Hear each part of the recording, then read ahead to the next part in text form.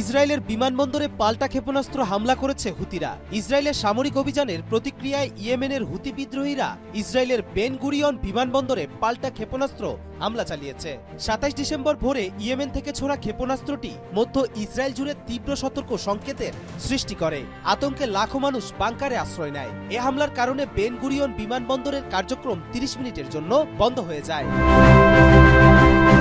Israeli প্রতিরক্ষা বাহিনী জানায় ক্ষেপণাস্ত্রটি আকাশসীমায় প্রবেশ করার আগেই ধ্বংস করা হয়েছে। তবে সতর্ক সংকেতের ফলে বাংকারে প্রবেশের সময় ১৮ জন আহত হয়। আহতদের মধ্যে ২ জনের অবস্থা গুরুতর। টাইমস অফ ইসরায়েলের প্রতিবেদন অনুযায়ী হামলার সময় ইউরোপ থেকে আসা ৪টি ফ্লাইটকে জরুরি ভিত্তিতে অপেক্ষায় থাকার নির্দেশ দেওয়া হয়। বিমানবন্দর এলাকার আশেপাশে বিমান চলাচল সাময়িকভাবে বন্ধ রাখা হয়। এর একদিন আগে বৃহস্পতিবার ইসরায়েল ইয়েমেনের সানা আন্তর্জাতিক বিমানবন্দর সহ হুতি বিদ্রোহীদের একাধিক স্থাপনায় হামলা চালায়। হুতি মিডিয়ার তথ্য অনুযায়ী ইসরায়েলি হামলায় অন্তত ৬ জন নিহত হন।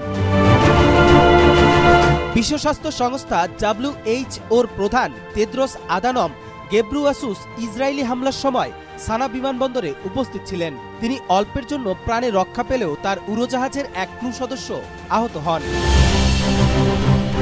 ইসরায়েলের আক্রমণের জবাবে হুতিদের এই পাল্টা হামলা দুই পক্ষের উত্তেজনা আরও তীব্র করেছে। বিশেষজ্ঞরা মনে করছেন এ সংঘাতের ফলে মধ্যপ্রাচ্যে সামগ্রিক নিরাপত্তা পরিস্থিতি আরও সংকটময় হয়ে উঠতে পারে।